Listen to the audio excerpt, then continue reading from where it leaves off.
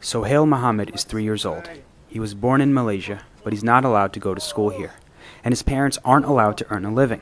That's because they're among the country's 200,000 Rohingya refugees. Most of the refugee children here, even though they are having Malaysian birth certificate, they don't have citizenship. They cannot go for formal education. Fleeing at a staggering rate. Since 2012, over 720,000 of Myanmar's Rohingya ethnic minority, many of whom are Muslim, have escaped what the UN calls ethnic cleansing. Myanmar has launched extensive military campaigns against what they say are Rohingya militants, but tens of thousands have been killed and entire villages razed, prompting allegations of human rights violations, war crimes, and even genocide. For decades, Rohingya have been treated as second-class citizens and denied basic human rights. Today, so many have fled to neighboring countries like Bangladesh that they are said to be more Rohingya abroad than those who remain in their homeland. Kuala Lumpur is home to the lion's share of Malaysia's Rohingyas.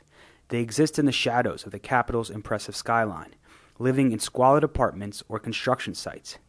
Malaysia is not a signatory to the UN's 1951 Refugee Convention, so refugees here don't have the right to an education or the ability to work legally. We are trying to have this center to help them, to provide them a kind of training and empowerment so that they can have a better life. This is Fayaz Hamad, a refugee and advocate for the Rohingya community. He's called Kuala Lumpur's home for the past dozen years. He's been deported twice but managed to return. At that time, I was arrested and I was detained for 6 months, nearly 6 months. Today, he helps run the Elam Community Center, located in northern Kuala Lumpur. They work with about 50 families, providing everything from English lessons, computer classes, childcare, and empowering women and youth.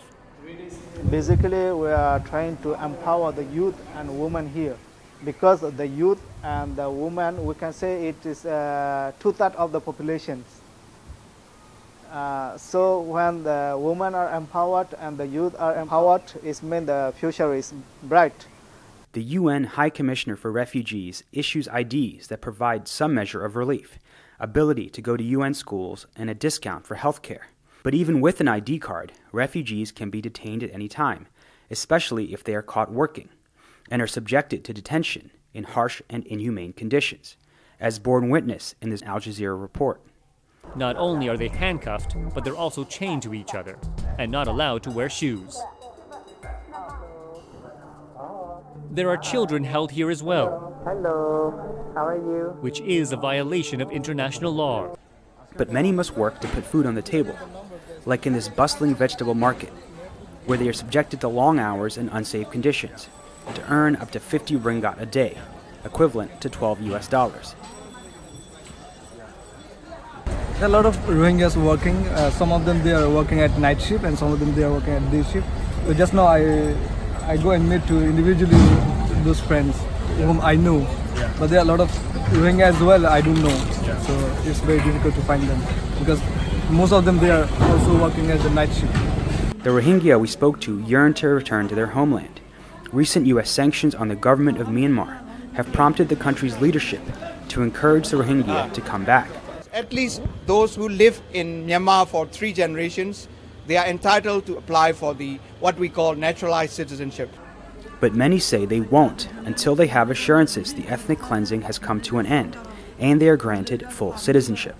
In the meantime, community members continue to urge Malaysia to grant them the right to work and education because they say they are basic human rights. This is a very big challenge if you don't have any document like UNHCR card. So whoever got the UNHCR card, they can go everywhere, they can walk, but sometimes they also got some problem. But who didn't get yet the UNHCR card, so they are really suffering in Malaysia, and some of them they have to go to the prison. So that's the very the difficult situation for us. For The Real News, this is Jessel Noor in Kuala Lumpur, Malaysia.